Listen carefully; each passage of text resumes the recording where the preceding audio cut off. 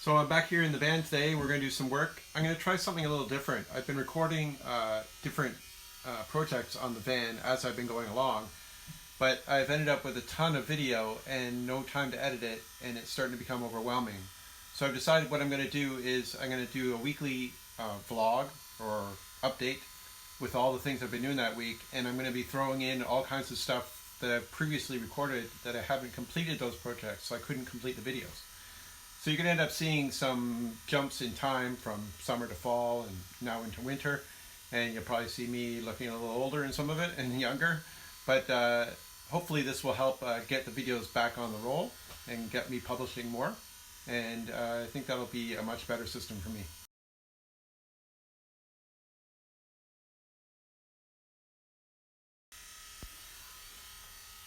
So our deadline to leave is beginning of February, so I've got a lot to do. That's basically now, it's the week before Christmas, so I've got about 6 weeks, give or take, and some of that's going to be taken up with Christmas activities. So I've still got a fair bit to do, but I've got a lot done, and I'm kind of focusing now on cabinets and the DC systems. The AC system I think is complete. Plumbing, I have a lot to do. Cabinet doors have to be built, the flooring has to go in, so there's still a lot to do, but I'm going to keep plugging away at it and we'll see what I can get done. Our next mission is to replace this window that's going to be over our counter in the kitchen. We've got a bigger one, it's 48 by 23, and I'm going to take this one out today and put the new one in.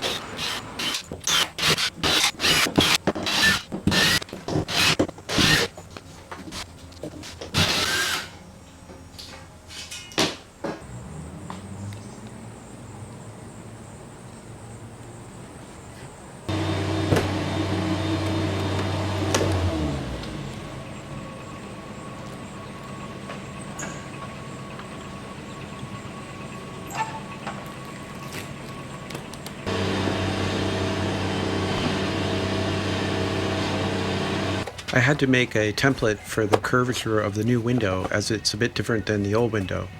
Then I could transfer it onto the body of the truck so that I could make the cut. I love this little vibrating saw.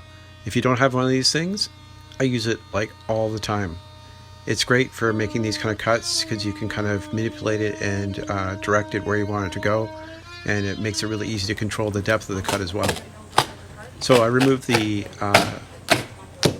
fiberglass outer body panel there that we cut out, and inside they had framed it with wood.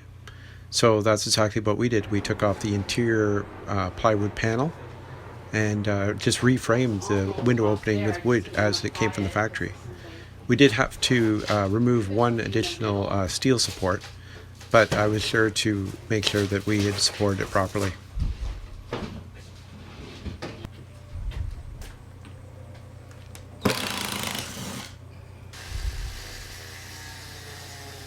Here you can see the structure of the box, and we were able to take some measurements because we had some additional work to do that we needed to know where these metal struts were. Oh, you got the window in backwards. I wanted to make sure that all the cabinets that I put in are secured to those struts.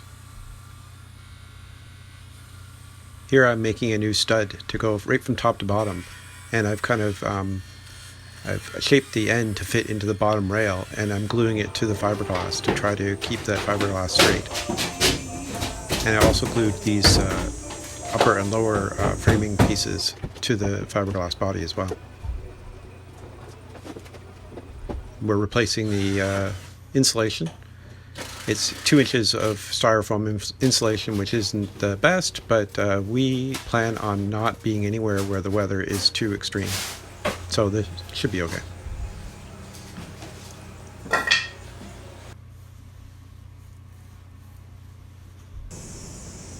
Sadly, even though this is a really awesome fire truck, we've decided to make it look a little less like a fire truck and remove the emergency lights today. We removed this one, and there's, as you can see, there's very little marks left behind. So we can just add a little filler and paint over it. Removing the emergency lights was not that difficult. It's just a matter of removing the outer cover and then there's a couple screws that hold the actual lighting part in. I'd already cut the wires on the inside, so there was no issue. I just pulled these off.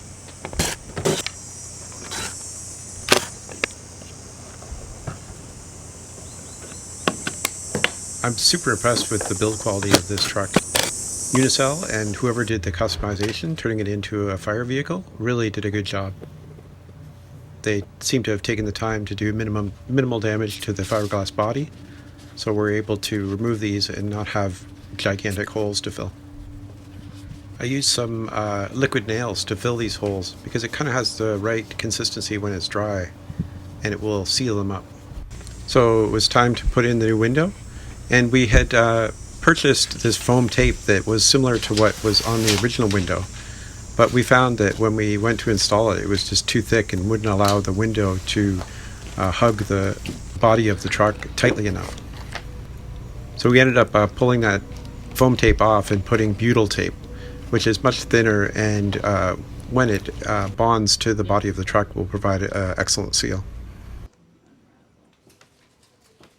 It's not a huge difference in size. This window is, it's probably 50% bigger, but it really provides a lot more visual interest. I think it makes the view from inside out a lot nicer, and having the awning window that you can leave open in the rain is a nice thing.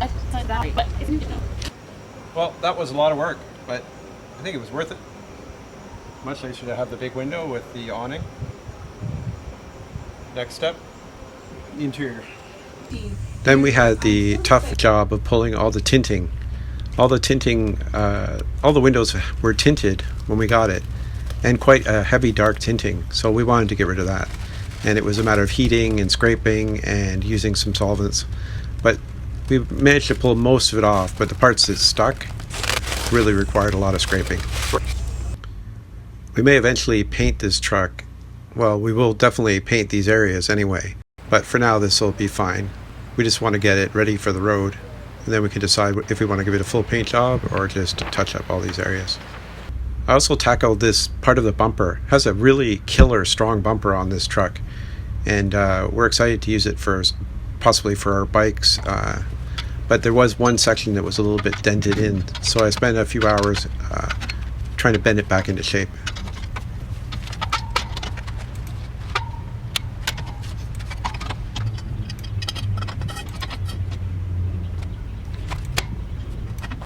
After a bit of tweaking, I was able to get it looking pretty good. It's not perfect, but I think it's good enough.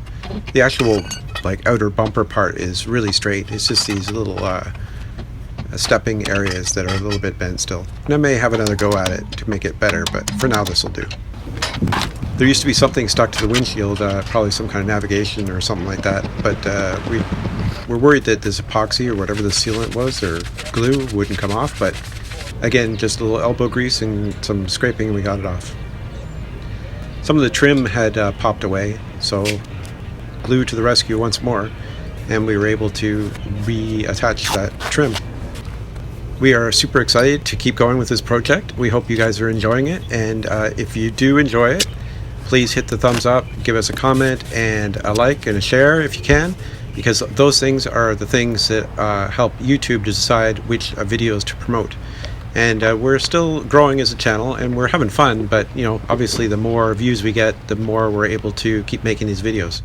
So the best way to support us is just to hit that like button, leave a comment, and subscribe, and tell your friends. And next time we'll get back to this van and get some more work done to it, hopefully soon, and we'll see you. Thanks for watching, and see you next time.